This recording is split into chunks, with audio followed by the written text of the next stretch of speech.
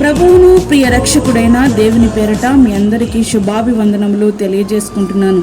Jesus new creation ministries ద్వారా ఈ రీతిగా ప్రతిరోజు అనుదిన ఆహారమును మీతో పంచుకోవడానికి దేవుడిస్తున్న కృపను బట్టి దేవునికి ఎనలేని కృతజ్ఞతలు.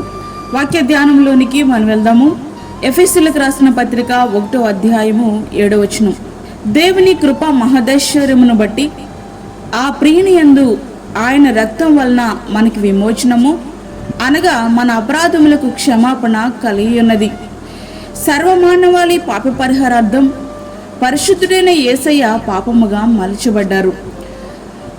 మనము పొందాల్సిన శిక్షను మన స్థానంలో ఆయన పొందారు. ఆయన శరీరం నాగటి చాళ్ల వలె దున్నబడింది. ఆయన పొందిన గాయాల నుండి రక్తము ఏరులై ప్రవహించింది. అయితే ఆ దున్నబడిన శరీరం నుండి పండిన పంటలేమిటి? పాప క్షమాపణ అనగా విమోచన. ధర్మశాస్త్రము పాపం అంటే ఏమిటో తెలియచేసింది, కానీ ఆ పాపము నుండి మాత్రం విడిపించలేకపోయింది. కానీ ప్రియుడైన యేసు రక్తం మన పాపములకు క్షమాపణ అనుగ్రహించింది. ఆ పరిశుద్ధ రక్తము ద్వారా మనకు పరిశుద్ధ స్థల ప్రవేశం దొరికింది. పాత నిబంధన కాలంలో యాజకుడు మాత్రమే పరిశుద్ధ స్థలంలో ప్రవేశించడానికి, ప్రధాన యాజకుడు మాత్రమే అతి పరిశుద్ధ స్థలంలో ప్రవేశించడానికి అర్హత ఉండేది. కల్వరిలో క్రీస్తు తన ప్రాణమును తండ్రికి అప్పగించగానే దేవాలయపు తెర రెండుగా చినిగిపోయింది. క్రీస్తు రక్తం మనము ధైర్యముగా పరిశుద్ధ స్థలంలో ప్రవేశింపగలిగే అర్హతనిచ్చింది. ఆయన రక్తం వలన పరిశుద్ధ స్థలమందు ప్రవేశించుటకు మనకు ధైర్యము కలిగి ఉన్నది. హెబ్రీయులకు రాసిన పత్రిక 10వ అధ్యాయము 20వ వచనం. అయితే మీరు చీకట్లో నుండి ఆశ్చర్యకరమైన తన వెలుగులోనికి మిమ్మల్ని పిలిచిన వాని గుణాతిశయములను ప్రచురము చేయ నిమిత్తము ఏర్పరచబడిన వంశమును, రాజులైన యాజక సమూహమును, పరిశుద్ధ జనమును, దేవుని సొత్తైన ప్రజలునై ఉన్నారు. 1 పేతురు 2వ అధ్యాయము 9వ వచనం. పాత నిబంధన కాలంలో లేవీలు మాత్రమే యాజకత్వం చేయాలి.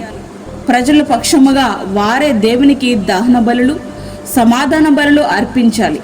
అయితే మనకు బదులుగా విధించబడిన క్రీస్తు అనే పస్కా గొర్రెపిల్ల ఆయనను విశ్వసించిన వారందరినీ యాజకులను చేసింది. మనపైన మరొక యాజకుడు లేడు. నేరుగా మనమే ప్రార్థనా విజ్ఞాపనలతో ఆయన సన్నిధికి వెళ్ళొచ్చు. ఆత్మీయ బలులను మనము అర్పించవచ్చు. ఒకరి నీతి, పరిశుద్ధత, వాని క్రియలు అతనిని నీతిమంతులుగా తీర్చలేదు. క్రీస్తు రక్తం మాత్రమే ఒకరిని నీతిమంతులుగా తీర్చగలదు. కాబట్టి ఆయన రక్తం వలన ఇప్పుడు మీరు నీతిమంతులుగా తీర్చబడి మరింత నిశ్చయముగా ఆయన ఉగ్రత నుండి రక్షింపబడుదుము. రోమీయులకు రాసిన పత్రిక 5వ అధ్యాయము 9వ వచనం. క్రీస్తు రక్తం వలన మనకి స్వస్థత అనుగ్రహించబడింది. మన అతిక్రమ క్రియలను బట్టి అతడు గాయపరచబడిను, మన దోషములను బట్టి నలుగుగొట్టబడిను, మన సమాధానార్థమైన శిక్ష అతని మీద పడిను, అతడు పొందిన దెబ్బల చేత మనకు స్వస్థత కలుగుచున్నది. యెషయా గ్రంథము 53వ అధ్యాయము 5వ వచనం. క్రీస్తు రక్తం వలన మనకు శత్రువునిపై విజయం కలిగింది.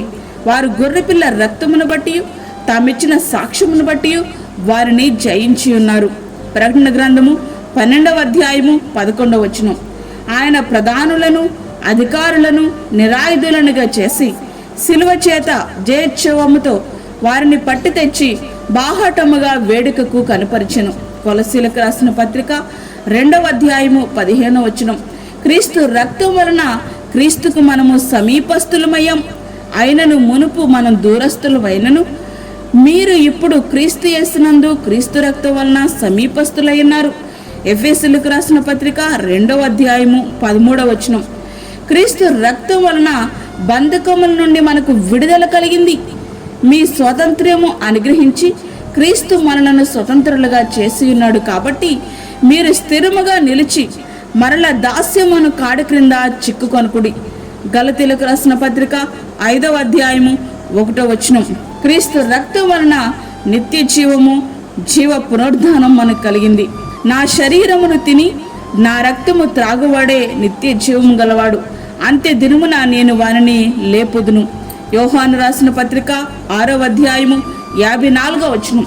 ప్రియ స్నేహితుడా, వాక్యం ఉంటున్నటువంటి ప్రియమైన దేవుని బిడ్డ, క్రీస్తు మరణము ద్వారా మనకు విడుదల సంభవించింది. కాబట్టి మరలా మనము దాస్యమైనటువంటి పాపం అనే దాస్యం అనే కాడి క్రిందికి వెళ్లకుండా మనల్ని మనం కాపాడుకున్నట్టు ఆయన రక్తంలో కడగబడినటువంటి మనము ఆయన రాకడ కొరకు ఎదురు చూద్దాం. అటువంటి కృప ధన్యత ప్రభు మనకి అనుగ్రహించునుగాక. ఆమేన్. వాక్యం విన్నటువంటి ప్రియమైన దేవుని బిడ్డలారా, ప్రార్థనలో ఏకీభవించండి. పరిశుద్ధుడైన తండ్రి, ప్రేమగల యేసు ప్రభువా, శ్రేష్టమైన మరి యొక్క దినము మా జీవితంలో మీరు అనుగ్రహించారు, నీకు వందనాలు. ఈ దినమంతటికి కావలసినటువంటి నీ కృపను మాకు దయచేయండి. ప్రతి విధమైన శోధన, కీడు, ప్రమాదము, తెగుల నుండి మీరు మమ్మల్ని కాపాడండి ప్రభువా. బలహీనులను బలపరచండి. చంటి బిడ్డలను, వృద్ధులను మీరు జ్ఞాపకం చేసుకునండి ప్రభువా. వారికి కావలసినటువంటి నీ కృపను సమృద్ధిగా మీరు దయచేయండి. అలాగే దూరదేశంలో ఉండి వాక్యమును వింటున్న ప్రతి ఒక్కరికి కావలసినటువంటి నీ కృపను వారికి దయచేయండి ప్రభువా. ఓ తండ్రి, అనేక బాధల చేత తండ్రి, ఇబ్బందుల చేత కొట్టిమిట్టాడుచున్న నీ బిడ్డలకు కావలసినటువంటి కృపను సమృద్ధిగా దయచేయండి. గర్భఫలము లేని బిడ్డలకు గర్భఫలము దయచేయండి ప్రభా. జాబ్స్ లేక ఇబ్బంది పడుతున్న వారికి నేను ఉద్యోగం దొరకడానికి సహాయం చేయండి, బలపరచండి. ఇదినంతటికి కావలసిన నీ కృపను మాకు దయచేసి మమ్మల్ని మీరు బలపరచమని, మాకు కాదు యెహోవా, మాకు కాదు, సమస్త మహిమ ప్రభావం మీకే ఆరోపించుకుంటూ యేసు పరిశుద్ధ నామమున అడిగి వేడుకుంటున్నాము తండ్రి. ఆమేన్. ఈ యొక్క వర్తమానములు మీ బంధువులకు, మీ స్నేహితులకు షేర్ చేయండి. దేవుని పనిలో మీరు కూడా పాలిభాగస్తులు కండి. అదేవిధంగా మీ ప్రార్థన అవసరతలు మాకు తెలియచేయండి. మా ఫోన్ నెంబర్ 9177377559. దేవుడు మిమ్మును మీ కుటుంబమును దీవించునుగాక. ఆమేన్.